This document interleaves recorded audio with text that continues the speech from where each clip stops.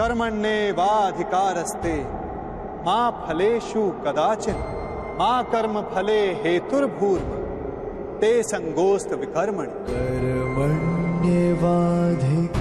तुम्हें अधिकार केवल कर्म करने का है पार्थ, फल तो ईश्वर के हाथों में। इसलिए ना कर्म से भागना उचित है, ना कर्म से फल की इच्छा रखना उचित है। कार्य पूर्ण रूप से तभी संपन्न होता है जब उसके साथ फल की आशा ना जुड़ी हो। असफलता से दुखी होकर जिसका मन नहीं डोलता, वही मनुष्य सफलता का मनोरथ पूर्ण कर पाता है। वही बार बार सफलता भी प्राप्त करता है। कार्य सफल हो या निष्फल, यदि उस कार्य के साथ फल की आशा जुड़ी है तो मनुष्य को हानि ही होती है पार्थ। ध्यायतो विषयाम पुंसः संगस्तेषुपजायते संगात संजायते कामा कामात् क्रोधोऽभिजायते क्रोधात् भवति सम्मोह सम्मोहत् स्मृति विभ्रमः स्मृति ब्रह्मशात् बुद्धिनाश बुद्धिनाशत प्रणश्यति। फल की आशा कामना है और कामना का स्वभाव है कि वो कभी भी पूर्ण रूप से संतुष्ट नहीं हो सकती। असंतोष कारण होता है क्रोध के जन्म, और इसी क्रोध से अहंकार और मोह जन्म लेता है। यदि सद्ज्ञान पाने की इच्छा ना हो तो सद्ज्ञान पाने की बुद्धि कहां से आएगी? और बुद्धि के जाने पर अनुचित प्रकार के कार्य होने लगते हैं। अनुचित कार्य करने वाला अपराधी होता है और अपराधी दंड का पात्र होता है, समाज में तिरस्कार का पात्र होता है। अपनी बुद्धि को स्थिर करो, स्वयं को आत्मा जानो, सारे मिथ्या बंधनों को तोड़ दो, फल की आशा का त्याग करके कर्म करते रहो।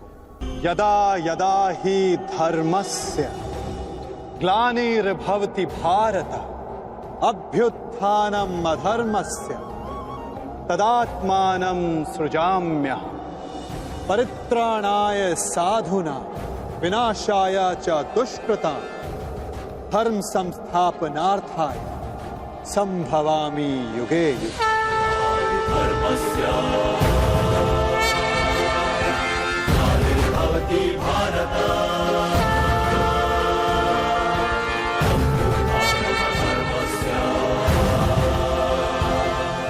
जब जब संसार में अधर्म बढ़ता है पार्थ, जब साधुओं को मुक्त कराने का समय आता है, जब अधर्मियों का नाश निकट होता है, तब धर्म की स्थापना करने मैं स्वयं जन्म लेता हूं।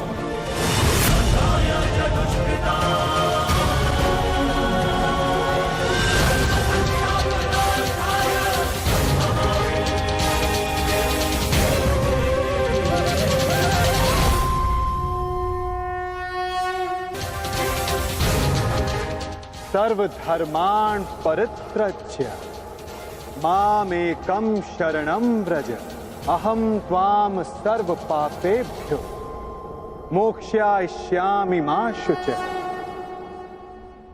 जगत के सारे धर्मों को त्याग कर तुम मेरी शरण स्वीकार करो पार्थ। मैं ही भूमि हूं, मैं ही आकाश हूं, मैं सूर्य से भी पुरातन हूं।